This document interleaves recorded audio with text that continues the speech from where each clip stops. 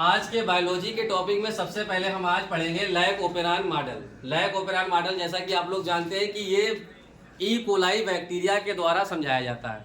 E coli bacteria जो होता है उसको सबसे पहले हम दो अलग अलग माध्यम में रखते हैं। एक माध्यम ऐसा होता है इसके अंदर लैक्टोज होता है, एक ऐसा होता है जहां पर लैक्टोज बिल्कुल नहीं होता है। तो जहां पर लैक्टोज बिल्कुल नहीं होता है, जब वहां पर ई कोलाई बैक्टीरिया को रखते हैं तो ई कोलाई बैक्टीरिया के अंदर जीन नियमन की क्रिया यानी जीन रेगुलेशन की क्रिया नहीं होती है। इसका मतलब होता है अलग अलग प्रकार के जीन का बनना, प्रोमोटर जीन, ऑपरेटर जीन और रेगुलेटर जीन। जब इस प्रकार की क्रिया नहीं होती है तो वहां पर ना तो उस ई कोलाई बैक्टीरिया में वृद्धि होती है, ना ही उसका विकास होता है। जो उसके अंदर क्रिया होती है वो होती है लैक्टोज की प्रेजेंट में। तो सबसे पहले हम समझेंगे लैक्टोज की उपस्थिति में। ठीक है, लैक्टोज की उपस्थिति में ई कोलाई बैक्टीरिया क्या करेगा, पहले उसको समझेंगे। तो जब लैक्टोज वाले माध्यम में ई कोलाई बैक्टीरिया को रखा जाता है तो उसमें जीन नियमन की क्रिया होती है।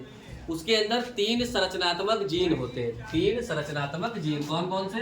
जेड, वाई तथा ए। ये तीन प्रकार के जो संरचनात्मक जीन होते हैं, ये तीनों मिलकर तीन एंजाइम बनाते हैं। पहला एंजाइम कोई एक बच्चा बताए, पहला एंजाइम कौन सा होगा? Beta galactoside. ठीक है, अगर किसी से हम पूछे तो बता सकते हैं आप लोग। ठीक है, अगर किसी को पता है तो वो खड़े होकर जवाब दे सकता है कि सर इसका नाम ये होगा या इसका आंसर ये होगा। ठीक, सब नहीं बोलेंगे एक साथ, लेकिन जिसको मालूम बोलेगा। तो पहला होगा बीटा गैलेक्टोसाइड। जो दूसरा एंजाइम होता है कौन बच्चा बताएगा? दूसरे एंजाइम का नाम? ये तीनों प्रकार के संरचनात्मक जीन है, तो दूसरे एंजाइम का नाम बताओ। ठीक है, प्राइमेज है। अब तीसरा बचा आपका, तीसरा कौन बताएगा? तीसरे एंजाइम का नाम कौन बताएगा? ट्रांस एसिटिलेज। हमने कहा था खड़े होकर बताना है। ठीक, सुनते नहीं हो एक बार में तुम लोग बात को। ट्रांस एसी, ये तीन एंजाइम हो गए। ये तीन एंजाइम कौन बना रहा है? तीन प्रकार के ये जीन। ये जीन कौन से होते हैं? संरचनात्मक जीन होते हैं। अब इसकी प्रोसेस को आगे समझते हैं हम कि किस तरीके से इसकी क्रिया होती है। तो सबसे पहले कुछ इस तरीके की रचना बनाएंगे हम। ठीक है, आपको सबसे पहले इस तरीके की रचना बनानी है और उसको छोटे छोटे भागों में डिवाइड कर लेना है।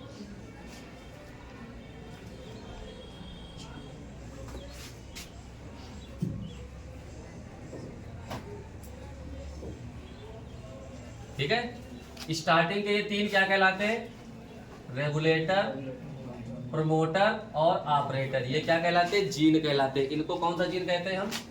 कंट्रोल जीन या नियंत्रण जीन। इनको हम नियंत्रण जीन के नाम से भी जानते हैं। नियंत्रण जीन पेपर में कभी कभी पूछ लेता है एग्जाम में आपसे कि नियंत्रण जीन कौन कौन से होते हैं, उनके नाम बताइए। तो आर मतलब होता है रेगुलेटर जीन, पी मतलब होता है प्रोमोटर और ओ मतलब होता है ऑपरेटर जीन। ये तीनों क्या कहलाएंगे? आपके नियंत्रण जीन कहलाएंगे। अब जेड वाई ए, ये क्या है? जेड वाई ए, ये है संरचनात्मक जीन। इनको हम कहते हैं संरचनात्मक जीन। ठीक, पेपर में कभी कभी इनके भी नाम पूछ लेता है कि संरचनात्मक जीन कौन कौन से हैं, उनके नाम बताइए। अब इसके द्वारा ही हम समझेंगे कि लैक ओपेरान क्रिया होती क्या है। तो अब इसमें सबसे पहले क्या होगा? जो रेगुलेटर जीन है, यहाँ पर कोई पॉलीमरेज एंजाइम आकर जुड़ जाता है इस तरीके से। ये पॉलीमरेज एंजाइम है। जब पॉलीमरेज एंजाइम जुड़ता है तब क्या होता है? mRNA का फॉर्मेशन होता है यहाँ से। अब अच्छा बच्चे बताएंगे कि mRNA जो होता है, mRNA में कितनी श्रृंखलाएं होती हैं? एक श्रृंखला होती है या दो श्रृंखलाएं होती है? जल्दी बताएं। mRNA में कितनी श्रृंखलाएं होती है? बताइए। एक होती है? एक ही होती है ना, तो उसमें तो सोचने वाली बात क्या है? जल्दी जवाब दिया करो। एक ही श्रृंखला होती है mRNA में। ठीक है, उसमें सोच रहे हैं घंटों की सर क्या पूछ लिया हम लोग से। तो जो आर है वो क्या करेगा? Regulator gene. ये पॉलीमरेज एंजाइम से जुड़कर क्या बनाएगा, mRNA बनाएगा। तो इस तरीके से हम कोई mRNA बना देंगे। ये mRNA बन गया आपका। mRNA क्या करता है, प्रोटीन बनाता है। तो ये छोटी छोटी जो खंड आप देख रहे हैं, ये छोटे छोटे खंड, ये है प्रोटीन। इनको क्या कहेंगे हम, प्रोटीन कहेंगे। ये प्रोटीन आगे चलकर आपस में जुड़कर छल्ले नुमा रचना बनाती है, जिनको हम कहते हैं दमनकारी प्रोटीन।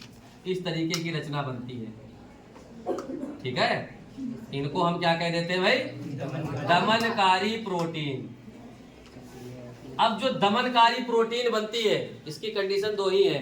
दमनकारी प्रोटीन जो होती है वो सक्रिय भी हो सकती है और निष्क्रिय भी हो सकती है। तो यहाँ पर आपके पास दोनों ऑप्शन है। यहाँ पर आप लिख देंगे सक्रिय या निष्क्रिय, ठीक है। अब सक्रिय या निष्क्रिय कब होगी, बताएं। ये दमनकारी प्रोटीन सक्रिय कब होगी, ये दमनकारी प्रोटीन निष्क्रिय कब होगी, मालूम है किसी को, नहीं मालूम, कोई जानता है, कोई नहीं जानता। तो देखो अब ये सक्रिय कब होगी, जब ये पॉलीमरेज जो एंजाइम होता है अभी जुड़ा है कहां पर, रेगुलेटर जीन पर।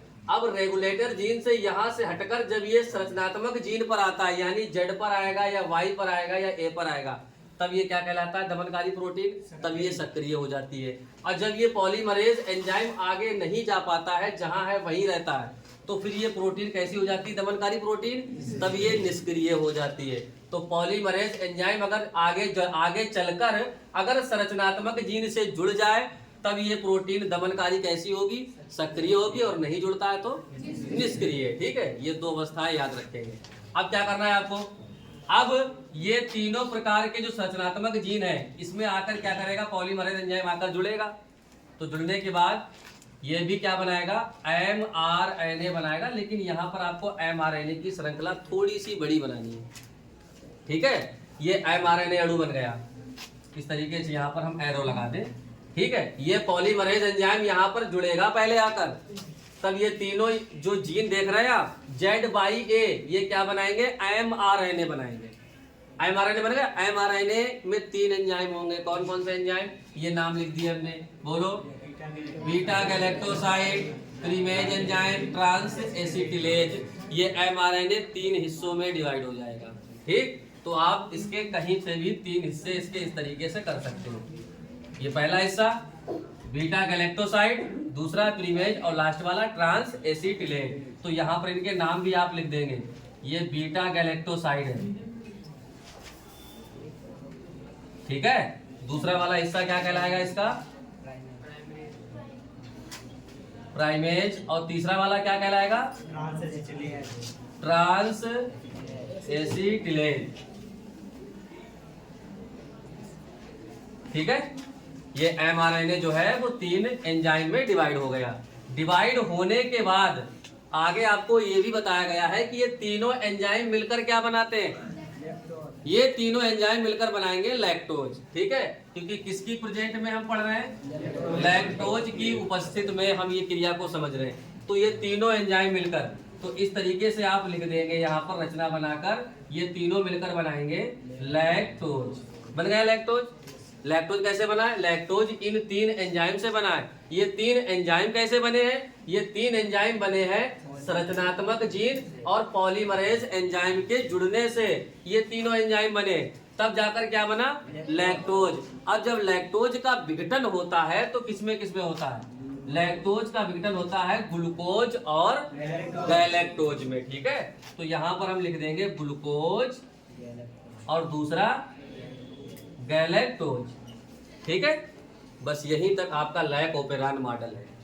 अगर आपने इसको सही से समझ लिया, चित्र को अच्छे से समझ लिया, तो इसकी थ्योरी अपने आप भी लिख सकते हो। कोई थ्योरी लिखना इतनी बड़ी बात नहीं होती है। बस बच्चे अगर गलती करते हैं तो केवल चित्र में गलती करते हैं कि चित्र में कहाँ पर R है, कहाँ पर P है, कहाँ पर Z है, कहाँ पर Y है, कहाँ पर A है। तो इसका मतलब क्या है, इसका अर्थ क्या निकल रहा है, ये है क्या। सर ने तो ABCD लिख दी, वो भी लाइन से नहीं लिखी। बताओ ZY लिखा, उसके बाद A लिख दिया, ये कोई बात है। ZY के बाद कहीं यहाँ आता है, नहीं आता है ना। तो सर ने तो ABCD लिख दी, पता नहीं क्या, हम भी ABCD याद कर ले रहे हैं।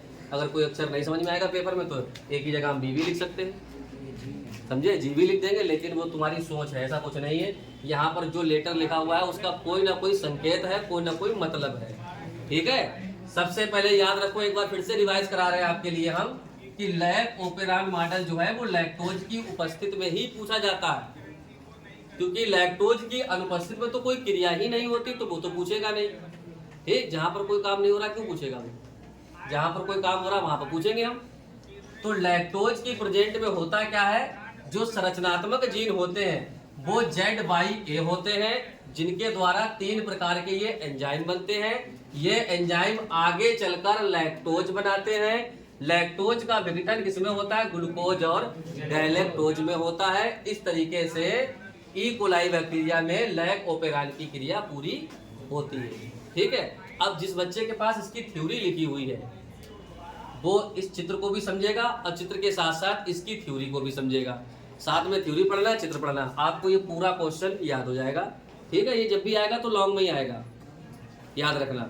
ठीक है, ये क्वेश्चन जब भी आएगा तो लॉन्ग क्वेश्चन ही आ सकता है, इससे कोई शॉर्ट क्वेश्चन नहीं बनेगा कि लैक ओपेरान क्रिया को समझाइए। अपने आप मॉडल पेपर में देखिएगा, आपको समझ में आएगा। ठीक है, समझ में आया सबको ये? ठीक।